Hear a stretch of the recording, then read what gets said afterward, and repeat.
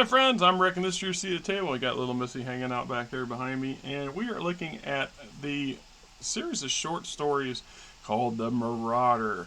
And this would be the Battletech anthology by Lance Scarinci. Sorry, dude, if I'm butchering your name. I feel your pain because people butcher mine, and I butcher my own last name, something fierce. Something lurks in the shadows. During the chaos of Word Blake's jihad, the mech warriors' Federated Sons will go to any lengths to defend their nation from Blake's unholy terror, including making deals with the devil. But the devil might be the literal one, an all-black marauder hidden for several decades. Alright, so first off, I'm not a huge fan. I'm gonna be straight up honest about this one. We're gonna get on this. I'm gonna be honest, man. I'm not a huge fan of mystery horror. Call of Cthulhu is not my gig, not my bag of bones. I draw the limit. I like the vampire stuff, but it's not about the macabre part of it. It's about the social interactions and other parts of it. And also supernatural. I like supernatural in certain aspects for certain roles. That said, a lot of people will say, well, this is not the sort of story that's Battletech friendly, or this is not the sort of story that Battletech should tell. And I disagree. I disagree with this. I actually believe that this stuff's awesome stuff. First off, Mr. Scarinci or whatever, your writing's top notch. You did your work. You did your work. It's paid off. That's a lot, and I know firsthand just how hard that was and how much effort it was to do it. Now, if it was nothing to you, then you need to make a career out of this crap because, you're in denial or something, or you're Superman. Anyway, for the rest of us normal people that writes a book, it can be a real ordeal. That said, the story universe of the sandbox that is Battletech works so well in part because it's truly dominated by and driven by the human condition. Humanity, in all of our best and worst, doing the same BS, stupid, evil, good crap that we have been doing for millennia. So nothing really's changed except the setting in that aspect. So Battletech's done a really damn good job of catering to this. And they've also done a fairly reasonable job of trying to rein in the unnecessary sidetracks. So, for example, certain elements of mech design pushes the envelope for what is considered a big stompy robot by Battletech standards. So when you start jumping the gully to things more like Macross and Mecha from Gundam Wing, we don't want that. We don't need that. That's not how this game works, nor does the lore support it. So let's not go down that particular narrow avenue. Same thing can be said for when the Word of Blake cropped up. There's just enough oh shit going on with things like the Dominai, Mernari, or however the hell they're pronounced. The cyber / biotech weapon people, which is arm and leg chuck, arm and elbows with shallow run stuff, which makes perfectly good sense since it's the same people running the show for both those franchises. To have a little creep over is not unreasonable or unexpected. That said, there's a fine line, and they pushed the boundaries on that.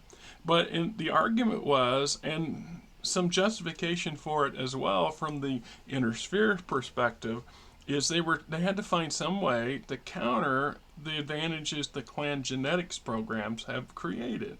And obviously, niching your warriors to fit specific goals and attitudes, genetically speaking, yeah, that pays off, and you can see by how efficiently lethal the average clan warrior is, let alone their uber elites.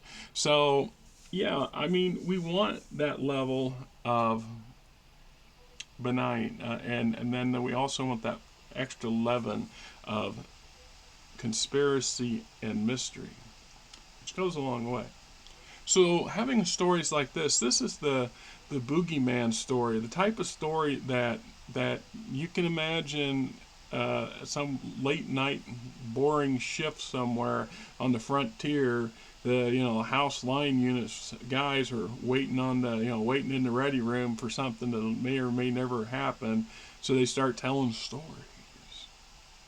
Or the sort of stuff that those veteran grizzled old veteran PBIs might be spinning around a crude fire on some unknown or barely known world in the in the deep in the heart of the various houses, and you got all these raw recruits that are out there, and you're trying to impress them or give them the chills. So this is human nature too. So this stuff fits in real well.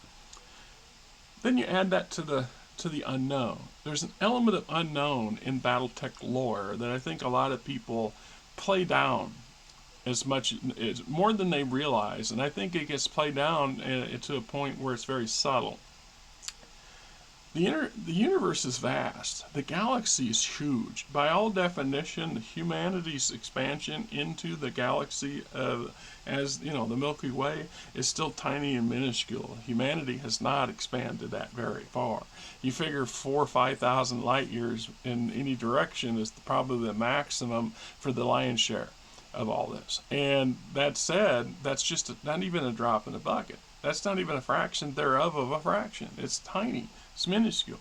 So the fact is the galaxy is still full of God knows what that we don't know and don't understand. And we may never know, because humanity's need to dominate and self-eradicate itself on a semi-regular basis probably does more to stifle growth than anything else.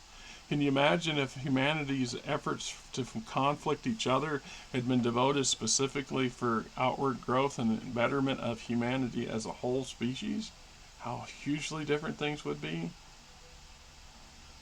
And then somebody, well, that'd be a socialist environment, or that'd be this. Would it? Would it? Or just be a really good life for everybody living it?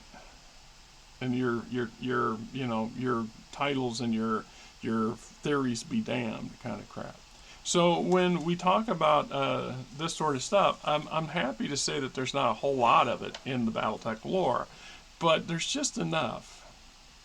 It's just enough to go give that element of chill to both the world story and the sandbox, to imply that maybe, just maybe, it's like certain source books that I've reviewed not too long ago that talked about some very, very out there stuff, things living in hyperspace, that kind of crap. My argument is, maybe there is. Maybe there isn't. At the end of the day, it is. So that, looking at that from that story, and if you want to know what the actual story is, you got to go read the damn thing yourself. I'm not completely finished with it, but I'm not going to give you a breakdown. I know, like I said, 3 separate parts, and at the end of the day, it in a very crude overview, you get somebody who got themselves on a Black Marauder that they were utterly convinced is possessed by something, and they don't know what, and they don't know how, So what they did was they hid it away, and they buried it. And they did so until things got to be so bad that they needed every big stompy robot they could lay their hands on. And so out of a sense of duty for his house, the old grizzled vet takes a young buck out to where they buried this thing and dug it up and turned it over to this young fella. So this young fella progressively gets more and more violent and aggressive and cold towards everybody, and possessive towards this marauder, and to the point of it being obsessive. Meanwhile, other people are suffering mental breakdowns, for the lack of a better word, if they spend any length of time or in the presence of this marauder, this specific Black Marauder. And some of them start to hallucinate and see things, or think they see things. And a couple of them, one of them literally goes utterly insane and disappears. Although it's speculated that he may or may not be embedded somewhere inside this machine's body. We know for one individual who crossed paths with the young pilot who wasn't going to be denied, he did become encapsulated into the Marauder until it was exposed during combat, and that forced the young fellow to make a life change and head for the periphery, taking his Marauder and a couple others with him, I think, to start a new and prosperous life as a bandit or whatever. And which brings us to the second short story, and then eventually the third. And so it's implied at some point in the deep dark depths of the outer periphery, while Comstar, or before that the Star League, was exploring, they encountered something extremely evil and released it or set it loose, or somehow a very malevolent spirit of some sort has attached itself to this particular machine, and to the point of the machine passing well into the realm of supernatural. And we're back to that. Sure. Makes for a really good story. If you believe supernatural stuff, you got every reason to believe it, everything that's said and the way it's portrayed. If you don't, and there's still that little skeptic, or that little what if going on, that's the value of a story like this. Good job. It's worth reading. Honestly, if you haven't read any of these, I would recommend them. I think they're like in one or two of them are in some of the early shrapnel. One of the later shrapnels in the last few years got published, and then the fellow published the second one, and then a third one, because we got, what is it? They got listed here. Yeah, we've got Kindred Soul, Ravager, Ghost Hunting. So, Marauder, Kindred Soul, Ravager, Ghost Hunting. I guess you can make an argument that there's four short stories in here, right? To me, they just kind of they all just kind of, which is a good thing when it comes to this sort of stuff.